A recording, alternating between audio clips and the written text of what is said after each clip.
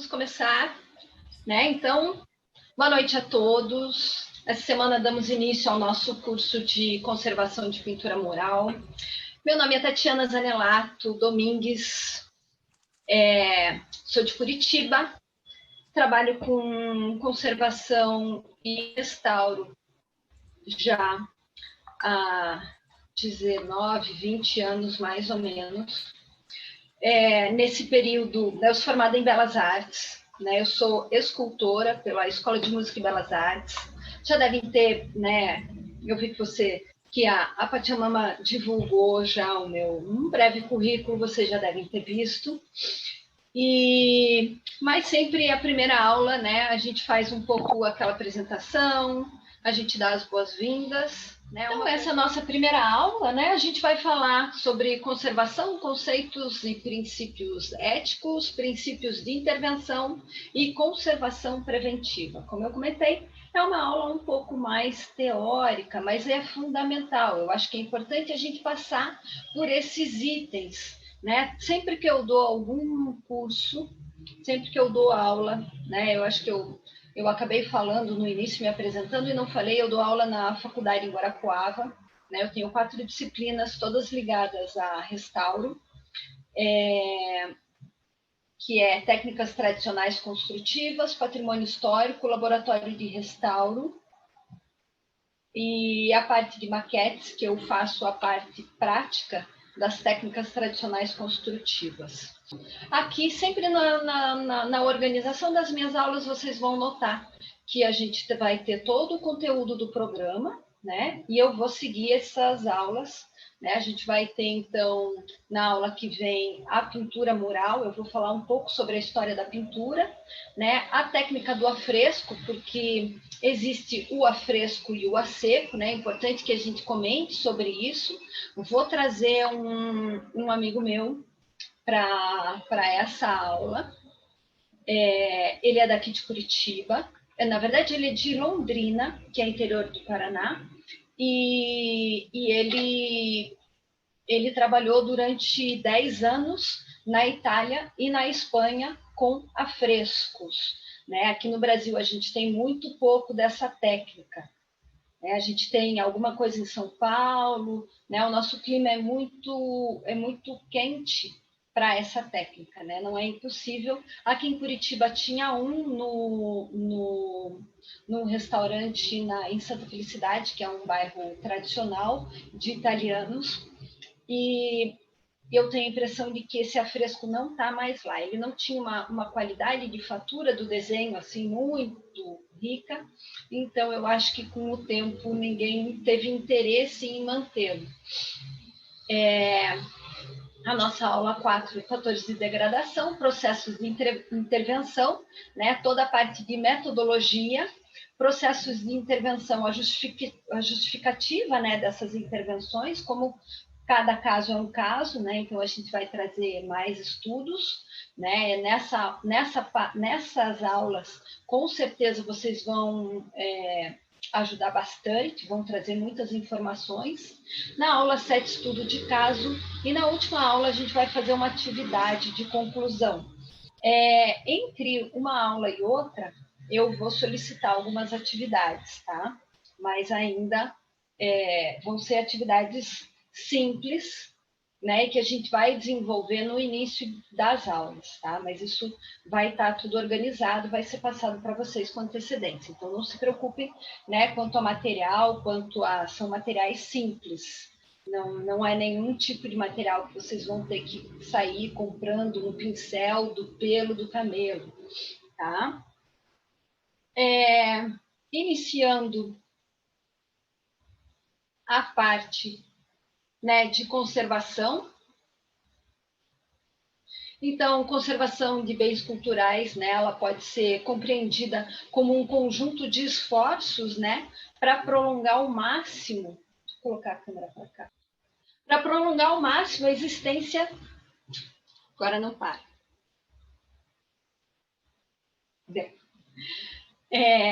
dos objetos a partir de intervenções, né, que consistentes e controladas no ambiente externo ao objeto, como também intervenções diretas, nesse objeto.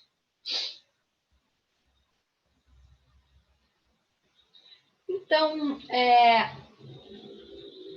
apesar de compreendermos que a vida relativa de qualquer material ela tem uma certa transitoriedade, a conservação busca prolongar a vida útil de determinadas obras ou artefatos, com o intuito de preservar essas características originais, auxiliando assim o processo na pesquisa.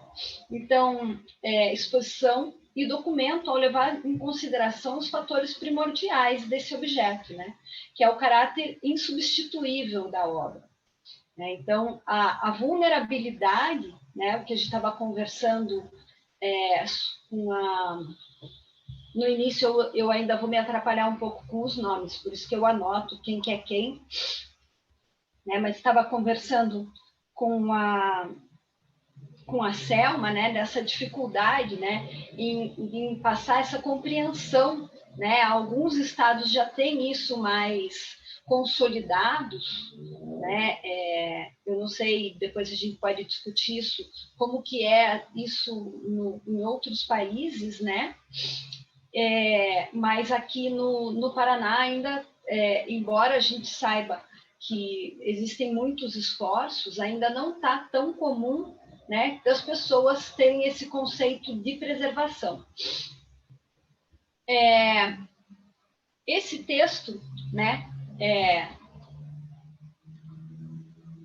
faço uma citação aqui que fala dessa questão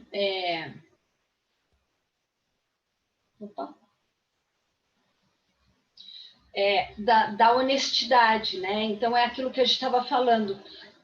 A gente sabe quais são as condições que a gente tem, eu trago, vocês vão ver nos próximos slides, que seriam condições ideais para a gente trabalhar, todos os equipamentos, toda a tecnologia a nosso favor, mas a gente sabe que nem sempre, não é a nossa realidade, isso, inclusive, vocês vão comentar, Então,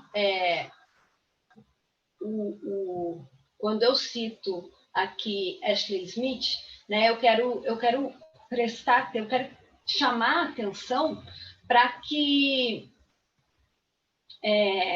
principalmente no âmbito das discussões de debates institucionais, que a gente tem um plano diretor, que a gente tem toda uma sequência, e que, na verdade, às vezes a gente não tem o recurso para colocar tudo isso em prática. Então, quando a gente faz um plano diretor, a gente tem que estar muito consciente das condições que a gente tem. Então, às vezes, dentro do plano diretor, ou dentro de um laboratório, dentro de um ateliê de conservação e restauro, você prevê ter um equipamento que, de repente, você ou não sabe manipular, ou não consegue fazer a manutenção necessária, Então, essa questão do seja honesto é nesse sentido. A gente tem que saber quais são os recursos que a gente tem, e dentro desses recursos, fazer realmente um plano que você depois consiga sustentá-lo. Senão não adianta. Eu não vou citar nomes, mas tem um museu aqui em Curitiba que eles têm a reserva técnica é bastante pequena, eles têm dois desumidificadores nesse ambiente, e ele está sem manutenção, ele está parado, deve fazer uns 6 anos. Ninguém sabe como lidar com ele.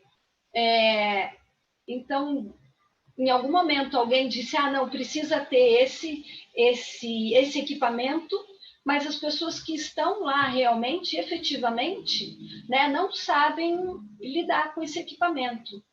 Então, é importante, nortear, né, essas intenções, né, esses códigos éticos que confrontam com princípios balizadores, né, que norteiam essas ações preservacionistas. Então, se sabe que é necessário, né, ter um controle da umidade.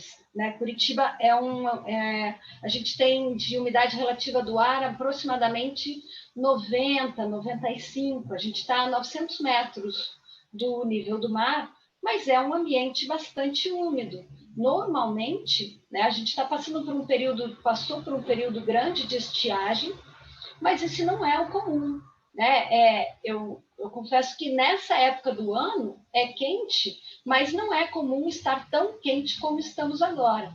Né? Então, será que esses ambientes eles foram pensados, né? Será que eles foram remanejados para essa diferença de temperatura? Ou se manteve uma coisa que foi um padrão de lá atrás? Né? Será que as pessoas estão atentas a essa conservação? Então, ao perceber essa imensa dificuldade, né, da prática de um respeito rigoroso, né, a manter íntegro, né, o nosso objeto, tanto na preservação material quanto na relação do seu significado, né, porque afinal de contas a gente, né, por que a gente preserva? Né, qual é o objetivo? Quem nós queremos atender quando a gente preserva uma cultura, quando a gente preserva um objeto, né? Para quem que a gente quer deixar esse legado, essa história? Né? Então, quem é essa pessoa, né, que compreende as necessidades de ações, né, e realiza, né, esse plano? Né? Quem é quem que deve reciclar os seus conhecimentos continuamente para que essas ações, né, sejam levadas de uma forma criteriosa, né? Isso é o mais importante. Né? Então, essa pessoa, né, esse profissional que está à frente, né, ele é o conservador restaurador. Então, eu trago aqui uma definição bem ampla, né? Mas a figura do conservador restaurador, né? Ele que se responsabiliza a realizar um plano estratégico, seja um plano para uma instituição, ou seja, a responsabilidade é a mesma quando ele faz um plano de uma intervenção de um único objeto, ou quando ele faz um plano de conservação de um ambiente, de uma coleção, de uma vitrine, né? Porque quem vai elaborar o exame de diagnóstico ou quem vai dizer que o que é necessário ser feito, né, para essa obra é o conservador restaurador. Então, eu acho importante trazer esse conceito e alguns princípios éticos que esse profissional tem que ter. Né? Então, ele tem que entender de conservação preventiva, ele tem que fazer uma proposta de tratamento, de conservação e restauro, além de toda uma documentação, né, de observações e intervenções que esse objeto sofreu. Então, aqui eu trago alguns conceitos, né, e princípios de intervenção, né, que são o que são exames de diagnóstico, que consiste na determinação da composição e na avaliação. Hoje a gente tem uma tecnologia bastante avançada para preencher, né, algumas coisas que antigamente era meio alguns conservadores tinham mais conhecimento, mas que às vezes ficavam um pouco muito no campo das ideias, né? E não no campo da necessidade, né? No campo da química, por exemplo. Né? Então, por que a gente tem hoje tantos restauros, né, que a gente acaba refazendo tantas intervenções que lá atrás não foram tão bem sucedidas? Porque antes não tinham tantos equipamentos, não tinham tanta tecnologia para se ter um conhecimento mais completo desse material que a gente está trabalhando. né? Aqui, nesses princípios, né, nesses conceitos, eu vou falar um pouco mais geral da questão do conservador, né, da pessoa, das ações do conservador, e daí nas próximas a gente entra mais focado na questão da pintura parietal, mas é porque é importante, eu considero importante que a gente fale sobre essas responsabilidades, né, sobre essas intervenções, né, entender que o conservador, que o restauro, né, a conservação e o restauro, né, ele não é uma, eu sempre falo, ele não é um dom, né, ele é uma técnica. Né? Então, como qualquer técnica se aprende. Então, ele é uma ciência. Né? Eu considero, né, e de alguns teóricos do restauro, né, o restauro passou a ser ciência. Né? Então, ele tem que ser tratado como ciência. Né? E a gente tem que aproveitar essa tecnologia a nosso favor. Né? Então, quando eu digo que nenhum objeto pode sofrer uma intervenção mais profunda, né? Uma imunização, né? Uma consolidação, qualquer tipo de intervenção, né? Não adianta eu imunizar uma flecha e retorná-la a um armário infestado. Né? Então, para que serve essa conservação preventiva? Para que serve esse princípio, né? esse conceito de conservação? Né? Se eu tenho que fazer o restauro de um objeto ou de um ambiente, né, de que adianta eu fazer a intervenção na peça em si, né, remover toda a incrustação de um sais num pote cerâmico e devolvê-lo a um ambiente úmido, né? Qual o objetivo de eu restaurar um manuscrito antigo, né? Pintar um edifício histórico sem fazer a manutenção do telhado? Então, todas essas questões, né, pensar nessa intervenção como uma cirurgia do objeto. Né? Então, antes de qualquer coisa, eu tenho que diagnosticar qual foi o meu dano. Né? O que causou esse dano? Foi o ambiente? Foi uma questão externa? Né? O meu objeto ele pode voltar para esse ambiente ou não? Né? Então, uma ação não deve considerar esses princípios, né? É uma atitude eficaz. Né? Eu sempre tenho que controlar, eu sempre tenho que estar consciente de qual é o meu, como está o meu local, para onde essa obra vai. Para poder utilizar, né, o método mais adequado de intervenção nesse objeto.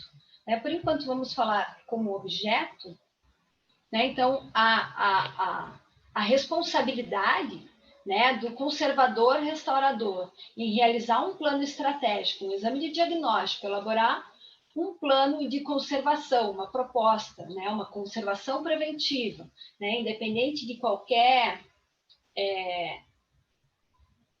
que seja da necessidade desse objeto, né? Então tem que ser criteriosa, tem que ser consciente, e para isso o conservador e restaurador ele tem que estar o tempo todo se pesquisando, conversando com outros restauradores, né? Por isso a importância da gente estar aqui hoje, né? Se conhecendo, e também para que a gente possa trocar figurinhas. Quando o conservador restaurador, né, ele pega um objeto para ser restaurado, ele obrigatoriamente ele tem que fazer esse cadastramento. Né? Então, ele tem toda uma pesquisa histórica, iconográfica, iconológica, né? A caracterização, a descrição desse objeto. Né? Ele precisa compreender aonde ele vai trabalhar. Né? Ele precisa entender quais as características daquele objeto. Né? E às vezes ele ainda não conhece exatamente ou não teve a oportunidade de trabalhar com aquele objeto ainda. Né? Então, é muito importante que ele faça todo esse cadastramento, né? Porque à medida que ele vai observando, à medida que ele vai conhecendo o seu objeto, ele vai também se familiarizando com aquilo. Eu costumo, quando eu pego uma obra, quando eu pego um objeto para restaurar, eu costumo deixar ele, eu chamo dessa forma, em quarentena. Durante essa quarentena, durante alguns dias, eu fico só observando. Porque às vezes no dia a dia, na passada por ali, ou então quando inicia uma obra, né, por exemplo, em São Francisco, né, assim que os andaimes foram montados, eu fiquei pelo menos uma semana, sabe, assim, olhando, sem tocar em nada, sem mexer em nada, né, fotografando, fazendo esse levantamento para pensar, né, para conhecer o meu material, para saber quais são os meus danos e saber exatamente como agir, né? Então, essa é a minha forma, né, de trabalhar, de dar um tempo para que eu e o objeto, eu e a pintura, eu e a imagem sacra, né, que a gente passe um tempo se conhecendo. Né? Então, quando eu faço, né, os exames, eu chamo de exames organolépticos, são exames ao olho, né? Quando eu visualizo uma obra, né, de todos os ângulos possíveis, né? Eu estou me familiarizando, porque antes de intervir, antes de eu fazer uma proposta, eu preciso estar próxima, eu preciso estar conhecendo essa obra em todas as suas características. E claro que existem exames, existem formas de se fazer isso, né, que te dão uma maior precisão, né, e utilizar a tecnologia. Nesse momento, né, a gente está vendo aqui uma imagem, né, isso é da Galeria Getty, em Londres, né, a Virgem e o Menino, Santa Isabel, São João, que a próxima imagem eu mostro melhor para vocês, mas ela está com uma luz de baixa intensidade, né, e fazendo um exame de lupa. Esse eu considero um exame organoléptico, quando você não precisa, né, você só está ali vendo tudo que a obra te mostra. Né? Então, numa reportagem do New Times, agora não me lembro de que ano, eles comentaram que as pessoas, quando visitam um museu, elas passam apenas 30 segundos na frente de uma obra. Né? Então, elas não conseguem trazer essa experiência, conseguir fazer essa leitura. Enquanto nós, restauradores, né, a gente passa um trabalho, né, que basicamente a gente passa às vezes 7, 8, 9 meses. Eu cheguei a trabalhar numa obra em São Paulo, em que eu fiquei 8 anos restaurando uma única obra. Né? Claro que durante esses 8 anos eu fiz outras obras, mas eu estava pelo menos uma semana do mês, nesses 8 anos, durante os primeiros 3 anos eu fiquei direto. E depois eu intercalava com idas mais esporádicas, né? Mas quando a gente vai observando, né? A gente vai, parece que vai, essas observações, né? Com lupa, você vai vendo isso de perto, isso vai revelando camadas, vai revelando danos, vai revelando uma porção de coisas. Então é importante saber utilizar e saber fazer o uso dessas tecnologias e também fazer o uso dessa máquina que a gente tem, que é a nossa visão, que é tão rica e que pode nos trazer tantas informações. Aqui não... Opa. Né? Então, esses exames de diagnóstico, né? Eles consistem na identificação, na determinação, na composição, na avaliação e na condição, né? No seu estado de conservação, né? Então, a partir dessas análises que você vai compreender o que o teu objeto, né? Quais são as necessidades, o que você realmente precisa desse objeto. E a pintura, a gente ainda tem a questão, né? Seja ela cavalete ou seja uma pintura, né, de muro, uma pintura mural, que não seja no suporte tela, a gente tem ainda uma análise da sua composição, né? A gente vai fazer uma análise da cena, uma análise da forma estrutural dessa composição, né? Então, tudo isso é importante e ele tem que estar dentro desse relatório. Aqui, ainda na mesma obra, né, a técnica, né, que foi utilizada para examinar, vocês conseguem ver bem essa imagem aqui do canto? Como é que era? Essa daqui? Opa, não é essa. Isso. Né? Então, aqui a gente vê né, um detalhe de um exame bem detalhado, né? E ele mostra a condição, né, que encontra essa tela. Né? Essa daqui é uma tela de pintura a cavalete, mas a parede ou outros suportes também apresentam essa característica. Né? Então, é importante a gente saber identificar esses danos. O que causou isso? Né? Será que foi uma luz muito intensa? Será que o próprio tempo? Né? Essa obra, o restauro dela foi em 2019, mas ela tem... Ela é do início do Renascimento.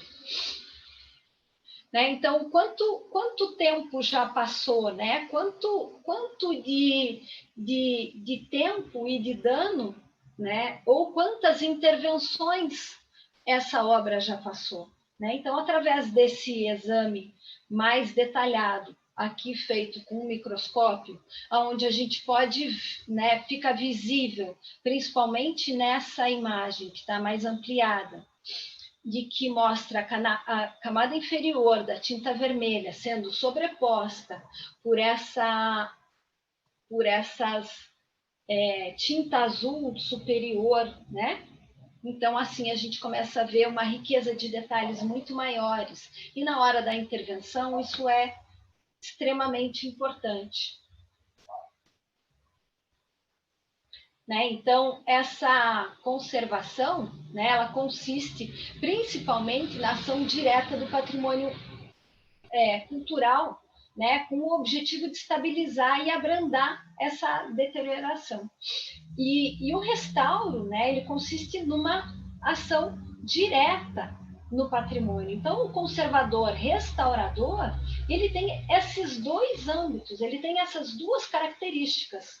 Né? É óbvio que o ideal é sempre que a gente faça a intervenção mínima. Depois, nas próximas aulas, quando a gente começar a falar mais sobre a ação direta, sobre intervir, né, esses conceitos vão estar mais detalhados, né, para a gente poder entender essa questão de conservação mínima, né, a questão de conservação preventiva, né, quando que a gente consegue fazer, né, só uma pequena intervenção já é o suficiente.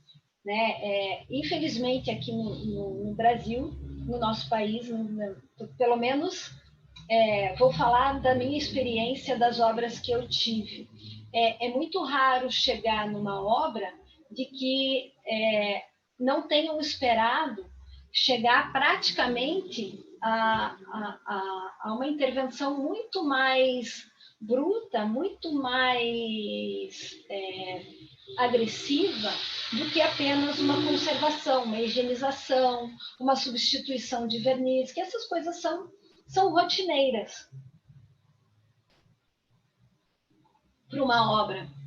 né? Então, esses cuidados, normalmente em restauro de pintura parietal, quando eles acionam o restaurador, o conservador restaurador, a obra já está bastante deteriorada, né? Você já tem áreas de perda. Ou então, infelizmente, por ser pintura mural, é muito comum ter muito vandalismo.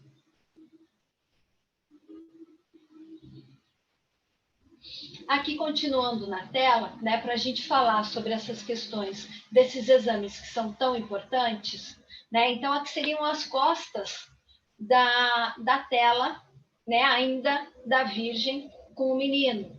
Né? Então, a gente vê nessa obra que ela está pintada sobre um painel de madeira. Né? E esse painel de madeira, quando ele estava pintado, né, não se sabia, né, não se via esse detalhe em ser um ripado. Né? Então, achava-se que era uma única peça em madeira. Né? E aqui ao lado, a gente tem a radiografia digital da pintura, né? Ela mostra que a obra foi pintada em placas. Né? Vocês conseguem ver aqui, ó, a união dessas placas, né? E aonde ela faz esses encontros. Né? Então, quando você está com a obra sem fazer esses exames, né, você acaba não tendo esses detalhes que são tão importantes. Né? Então, aqui a gente nota essas 3 cavilhas retangulares, né, elas são originais, e ao longo de cada junção, né, elas prendem as placas, né, essas são as cavilhas, elas prendem as placas. Né? Então, aqui no Brasil, foi o Ramon que comentou que tem experiência em pintura em madeira, né? Aqui no Paraná tem, e em Minas, no Vale do Jequitinhonha, fiz também estruturas de terra, em Minas principalmente, estruturas de terra, em que eles fizeram essa cobertura com madeira. Então, você tinha que fazer o tratamento da parede, da madeira e da pintura. Então, isso é muito comum em pintura mural, você ter vários materiais para trabalhar no mesmo restauro. Outra foto também interessante outra imagem também interessante, né? Essa é a radiografia feita dessa mesma tela. E essa tela, né? Vocês conseguem ver essa textura e esses pontos, né? Então isso é uma camada de estopa que foi feita para ajudar a consolidar, né, esse material, né, e para estabilizar esse suporte. Né? Então, esse gesso, né, que faz essa primeira camada, né, esse emboço da pintura, né, então ele tem uma certa estopa para dar mais aderência. Né, e para dar mais estabilidade. Isso também é bastante comum. Aqui no Brasil tem muito sisal, né, uma corda,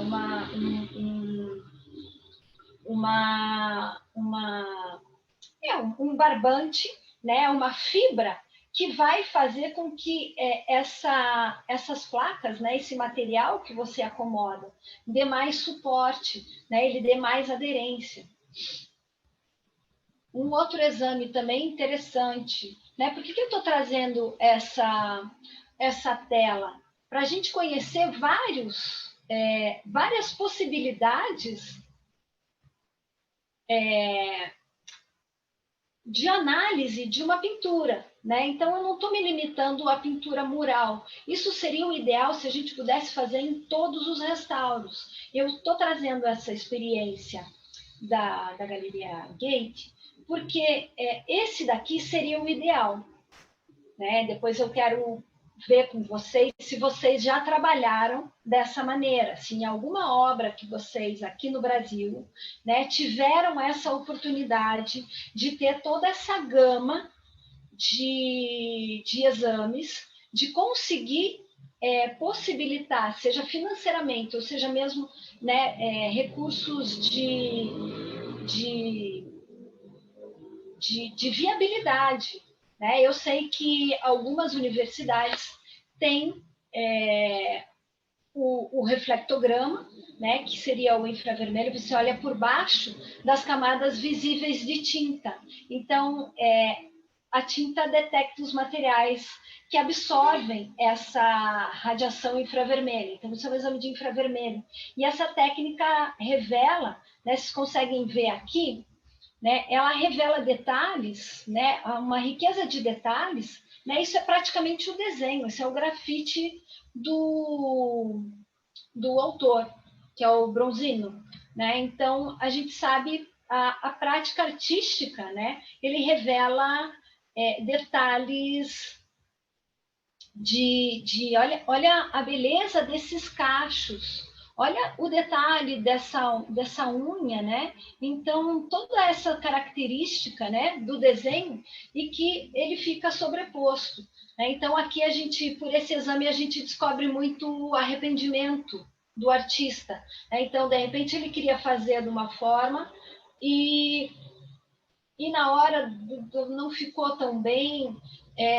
Tem várias telas bastante famosas, né? Inclusive eu coloquei para vocês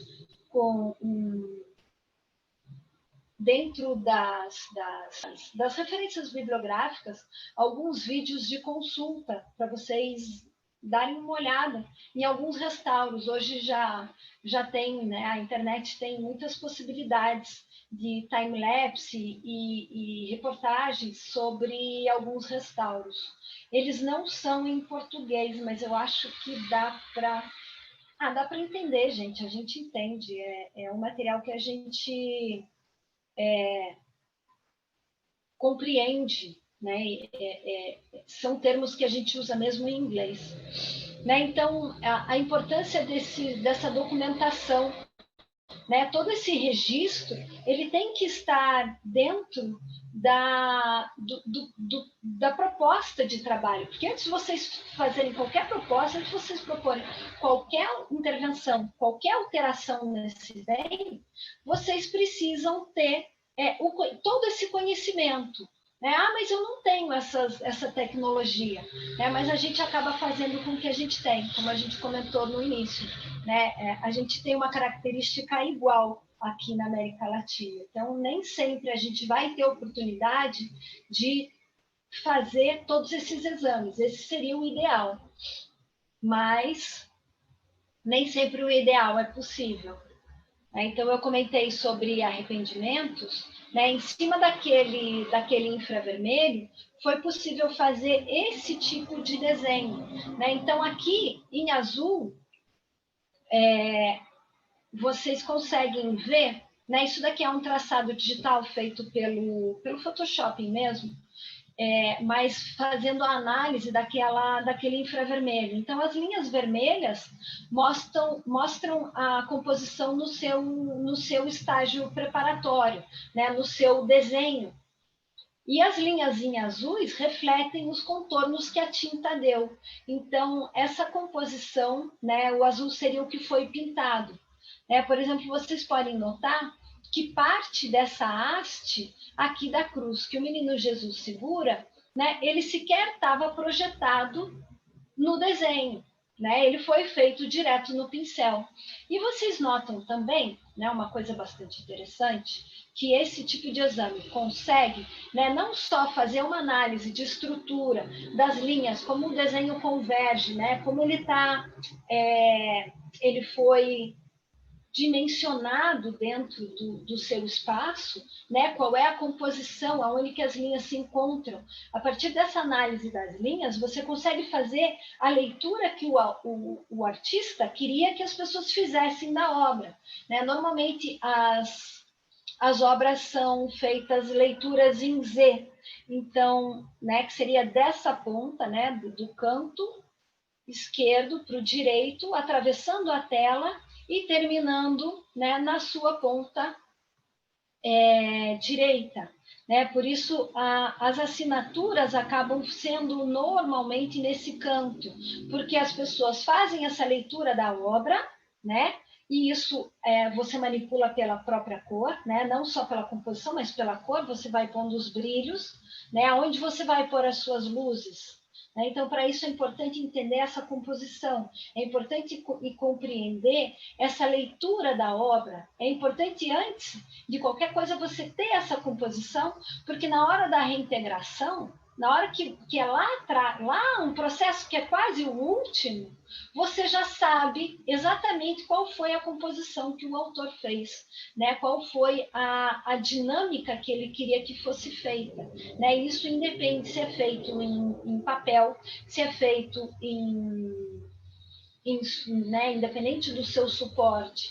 Né? Então, aqui a gente consegue notar, né, o posicionamento, né, como ele modificou essa parte da coxa, né, do menino e a manga dela. Então ele remodulou, ele pôs esse livro, né, o livro ele só tem um pedaço no vermelho, né, o restante dele está todo no azul, então ele já é tinta, né, aqui você só tem umas linhas de base.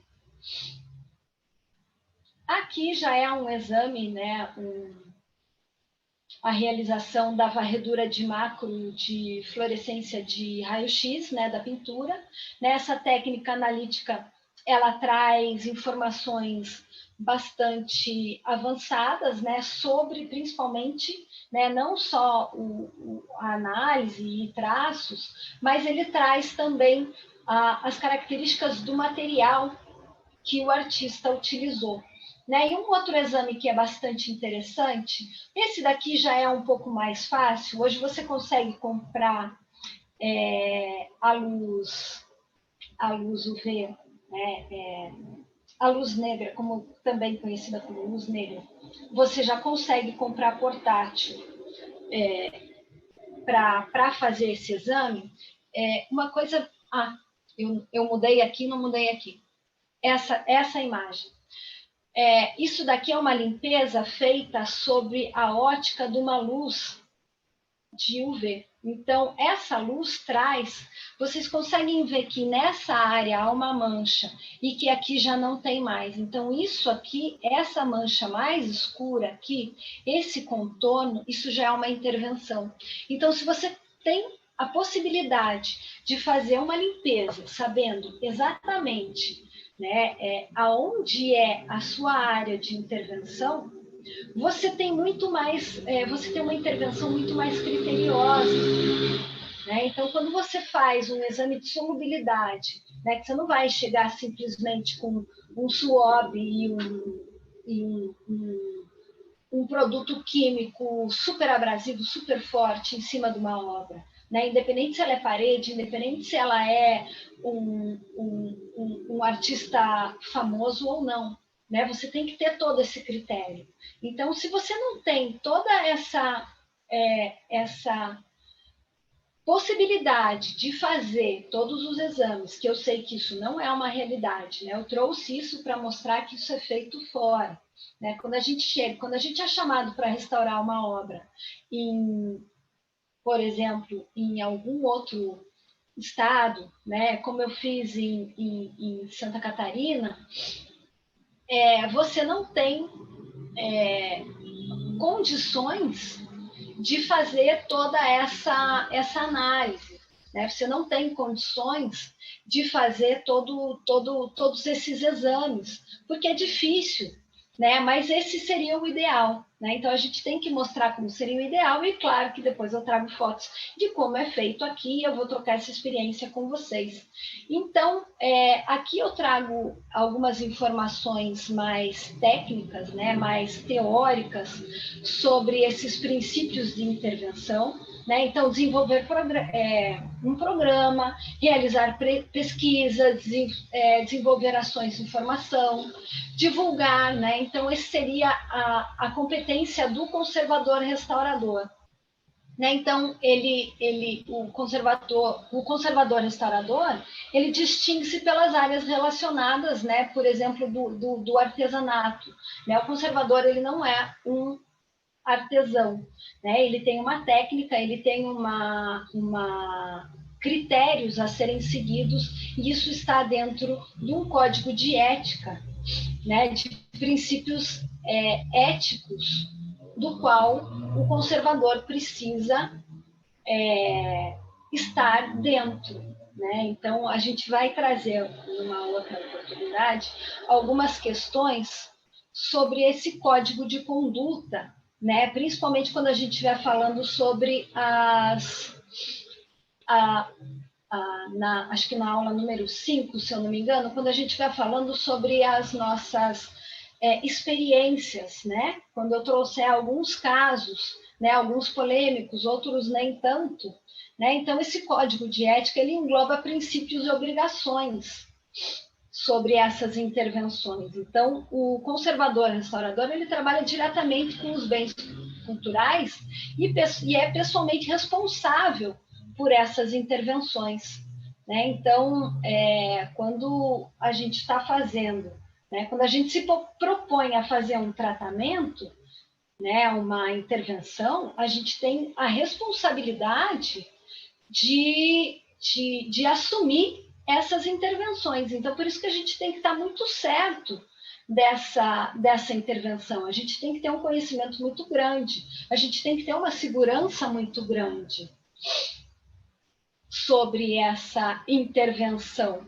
né? Então, dentro de um código de ética, né, a gente tem responsabilidades não só com o proprietário, né, seja ele institucional ou não, né? Mas a gente tem, e também com o responsável legal dessa obra, né? Então, para manter a dignidade, né, a credibilidade da nossa profissão, né, o conservador restaurador deverá utilizar apenas formas adequadas, né, informativas, e publicar de preferência os seus trabalhos, né? Então, quando a gente termina uma obra e faz um relatório, né, e entrega isso para o nosso cliente, a gente está fazendo isso por uma questão ética, porque isso vai facilitar numa próxima intervenção, né? O proprietário, né, ou o representante legal da obra, ele tem que estar ciente do que foi feito, né? Talvez ele não entenda, na maioria das vezes eles nunca guardam, né? Eles sempre perdem, mas é nossa responsabilidade, né, ter essa preocupação. Agora, só para a gente dar uma pincelada um pouco na conservação preventiva, é importante, né, a conservação preventiva, ela consiste, né, como eu já comentei, na ação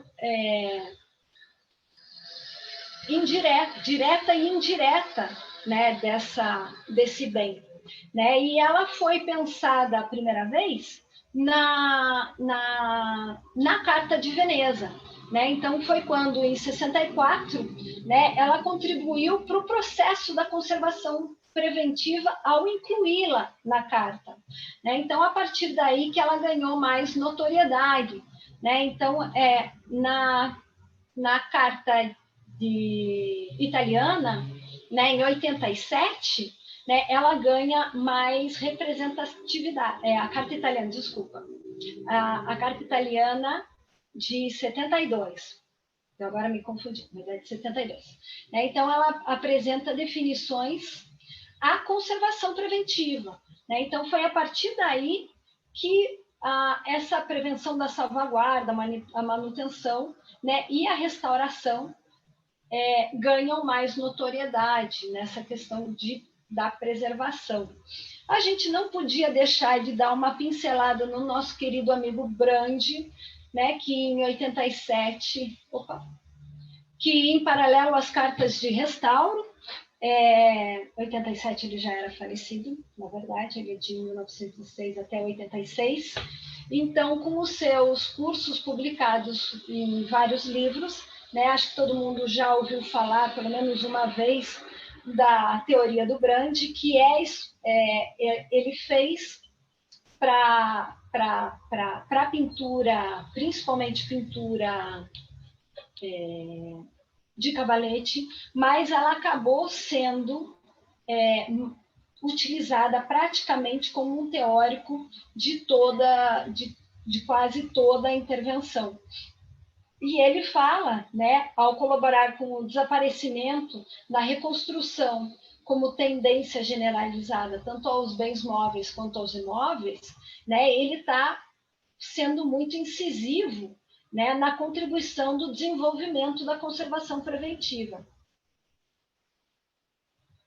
Para não dizer que a gente não fala do Brasil, né, o Brasil, entre os esforços feitos na conservação preventiva, né, destaca-se principalmente o compromisso de Brasília e o compromisso de Salvador. Então, esse documento de Brasília, ele fala, ele enfatiza sobre a questão do acervo arquivístico e bibliográfico, né, que merecem cuidados especiais, né, e ele torna essas técnicas, né, ele destaca-se as conclusões da importância dessa preservação.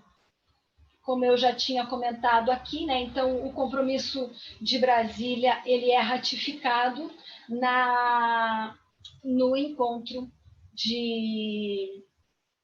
feito em Salvador, né, o compromisso de Salvador de 71, e aonde ele ressalta a necessidade de verbas específicas e direcionadas às atividades e manutenções físicas do nosso patrimônio nacional. Quem trabalha com isso sabe que, infelizmente, a gente não tem tanto isso, né? Então, aqui mais questões, né, sobre a conservação preventiva, né? Então, é a questão da condição de ambientes, né? A gente está prestando atenção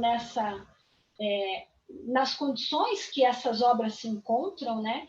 Então, ela parte da relação que envolve, né, desde o macroambiente até o microambiente, né, em torno desse acervo. Aqui eu falo um pouco desses macros e micros ambientes. E aqui, já trazendo uma obra que foi essa obra foi na Serra, em 2007, em Petrópolis, né? Essa imagem está escura, mas é para vocês entenderem o quanto o restauro modificou.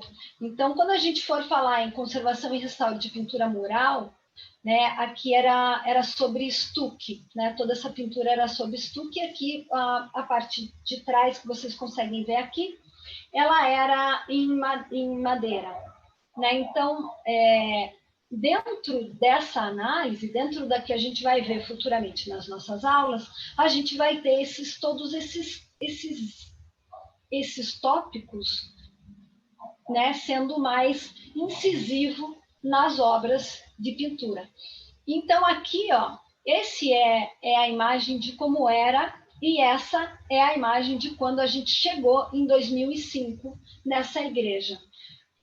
Alguém comentou sobre o Concílio Vaticano, e o Rio de Janeiro teve algumas intervenções muito drásticas em relação ao Segundo Concílio, porque foi uma leitura errada, na verdade, né? Então, quando a gente fala em restauro, quando a gente fala em projeto de conservação e intervenção de restauro, né, a gente tem que pensar nessas tomadas de decisões, porque às vezes pode ser uma tomada, né, uma conduta de intervenção que não está dentro, né, que pode trazer algumas consequências. Então, a gente tem que entender essas tipologias, né, analisar esses materiais que a gente tem, né, qual é a nossa estrutura, né, principalmente quando a gente fala em restauro de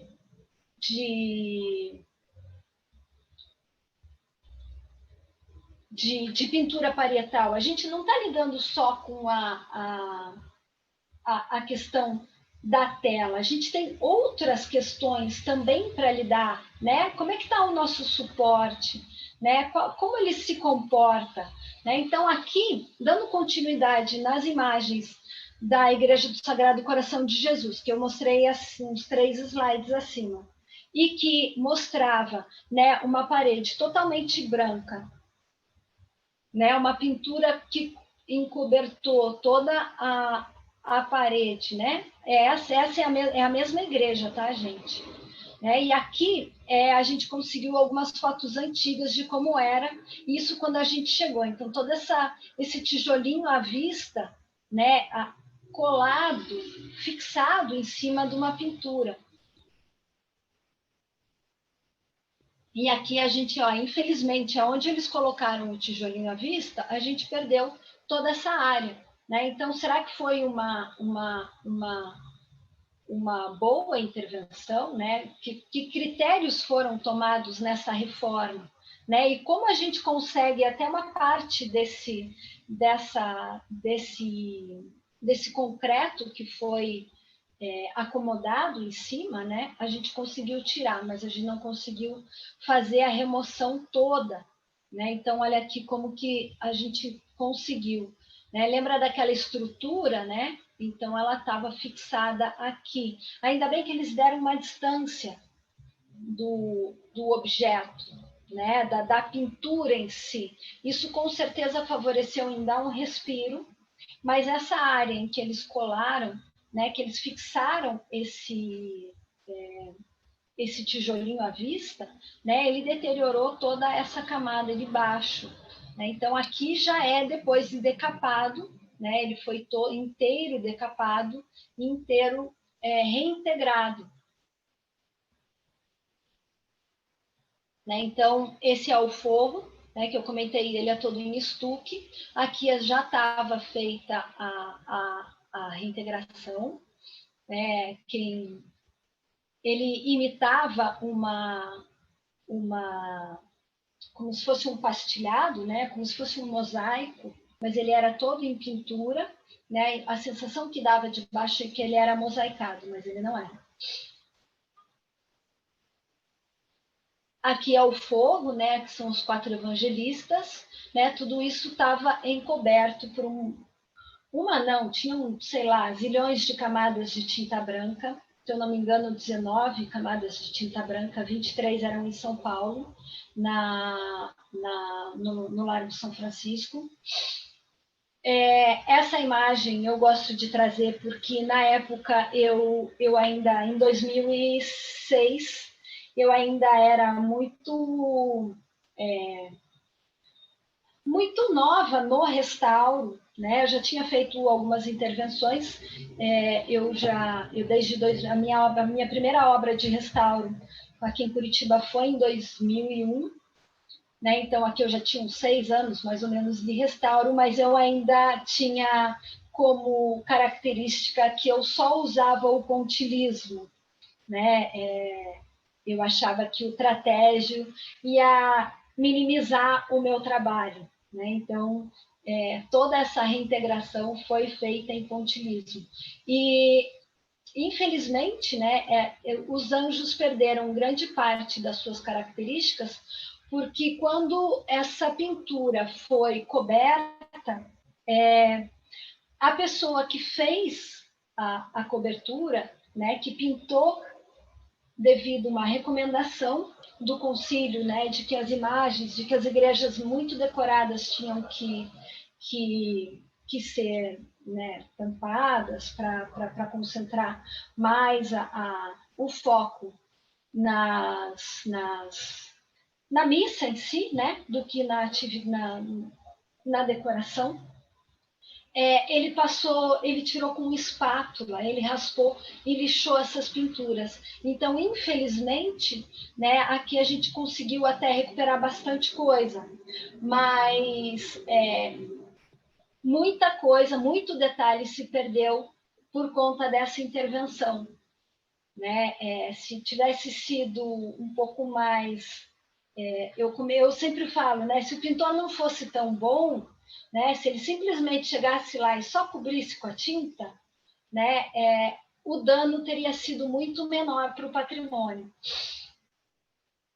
Aqui, né, como que a gente chegou nessa camada decorativa? Né? Como que a gente chegou em todo esse detalhe? Através de uma prospecção. Né? Então, a gente vai falar sobre isso, sobre essas técnicas de como chegar, de como descobrir que tem uma pintura, né? Como que era tudo branco, né? E por que agora tem tantas cores? Né? Então, para tudo existe uma técnica, né? A gente até, inclusive, vai fazer um exercício, uma certa brincadeira sobre o processo de decapar, né? Não sei se todo mundo... eu vou lançar essa atividade no final da nossa próxima aula, e para a gente treinar um pouco, vou fazer um exercício com vocês que fizeram para eu poder trabalhar na casa número 1 em São Paulo. Então, aqui a igreja já restaurada, né, nessa foto maior, e aqui a igreja enquanto ela ainda tinha aquela pintura inteira branca. Aqui eu trago também, no final de todas as aulas, uma bibliografia básica, né, e no que eu puder contribuir sempre em informações, em materiais, em publicações, né, vou disponibilizar para vocês.